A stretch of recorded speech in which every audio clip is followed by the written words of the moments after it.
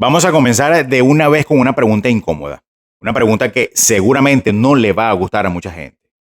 ¿Por qué algunos venezolanos reciben atención internacional todos los días mientras otros parecen haber sido completamente olvidados?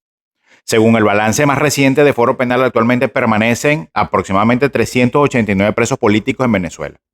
389 personas que siguen privadas de libertad por razones políticas. Y aunque cientos de detenidos han sido escarcelados durante los últimos meses, salir de una cárcel en Venezuela no siempre significa recuperar la libertad en su totalidad.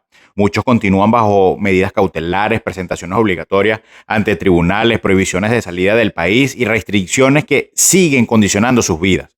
Es decir, salen de una celda pero no necesariamente son libres.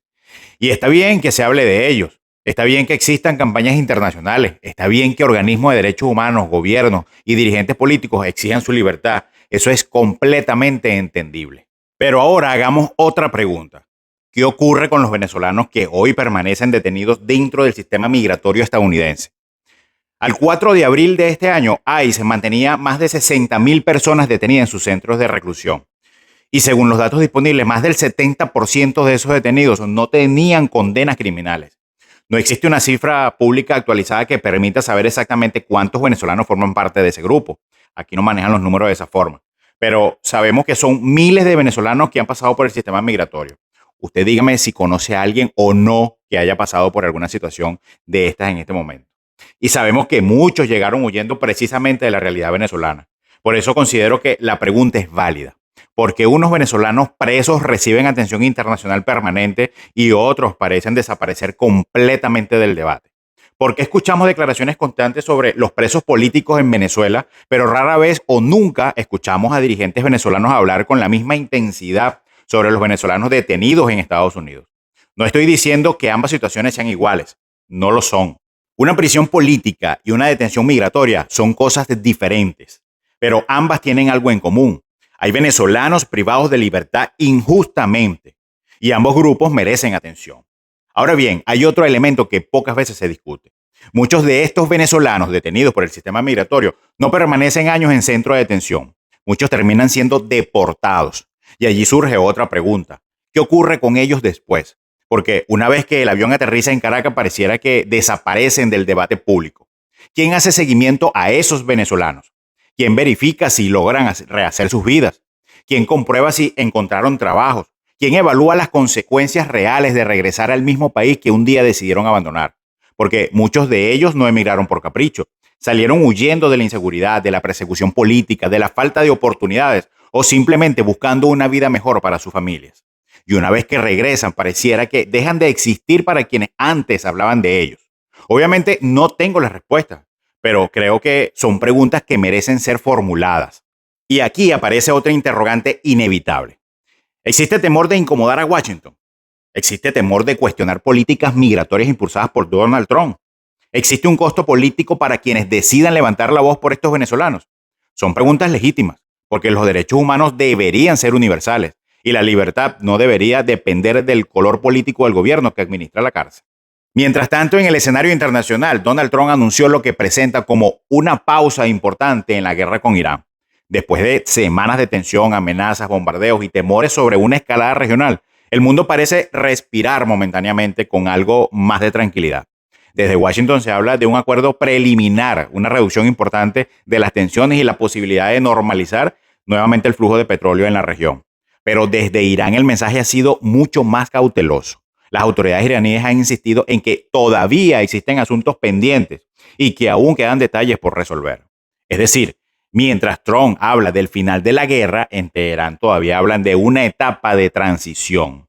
Por eso quizás la palabra correcta hoy no sea paz, quizás la palabra correcta sea pausa. Y hay un aspecto que millones de personas observan con atención, el bolsillo, porque cada vez que aumenta el riesgo de conflicto en Medio Oriente, aumenta la preocupación sobre el suministro mundial de petróleo. Y eso termina reflejándose en el precio de la gasolina. Antes de la escalada militar, por lo menos en algunas zonas de Texas, era posible encontrar combustible alrededor de los $2.40 por galón. Si esta pausa se mantiene y la tensión disminuye, el mercado petrolero debería reaccionar positivamente y eso eventualmente podría ayudar a aliviar la presión sobre los precios que pagamos los consumidores. Porque al final todas las guerras terminan llegando al bolsillo de nosotros. Y hablando de Donald Trump, este fin de semana también vimos imágenes que hace algunos años habrían parecido imposibles. Una cartelera de la UFC convertida prácticamente en un circo, en un espectáculo político desde el entorno de la Casa Blanca. Oficialmente todo fue presentado dentro de las actividades relacionadas con los 250 años de la independencia de Estados Unidos, pero también coincidió casualidad con la celebración de los 80 años del presidente. Cada quien sacará sus conclusiones, pero resulta difícil creer que semejante despliegue de luces, cámaras, peleas y espectáculos haya sido organizado únicamente pensando en la independencia de 1776. Eso se lo creerán los seguidores y aduladores de Trump. Para mí, evidentemente, eso fue una demostración de vanidad y el cumplimiento de un capricho infantil para celebrar sus 80 años con un gasto millonario, imponiendo su deseo por encima de cualquier respeto que pueda existir al pueblo de Estados Unidos. Y mientras tanto, en el Mundial FIFA 2026 también vimos cómo la realidad terminó imponiéndose. Después de las críticas relacionadas con limitaciones al uso del español en algunas actividades oficiales, el idioma terminó recuperando espacio. Y era lo lógico, porque estamos hablando de un mundial organizado por Estados Unidos, México y Canadá, porque millones de aficionados hablan español y porque resulta difícil organizar la Copa del Mundo más latina de la historia, intentando ignorar uno de los idiomas más importantes del continente. Por cierto, sorprendió muchísimo la actuación de España. Empató. Bueno. Y ya para finalizar, continúan apareciendo nuevos detalles sobre la operación que habría terminado con la muerte de Héctor Guerrero Flores, alias el Niño Guerrero, líder del Tren de Aragua. Según declaraciones y análisis divulgados por Iván Simonovic, la operación habría ocurrido el pasado 9 de junio. Sin embargo, el anuncio público no llegó sino varios días después, cuando Donald Trump informó el resultado a través de sus redes sociales. Si esa cronología termina siendo confirmada completamente, significaría que transcurrieron varios días entre la operación y el anuncio oficial, posiblemente para verificar la identidad del objetivo y confirmar los resultados antes de hacer pública esta información. Todavía quedan preguntas por responder, todavía quedan detalles por confirmar, pero todo indica que estamos observando una nueva etapa en la ofensiva contra las estructuras criminales vinculadas al Tren de Aragua en Venezuela.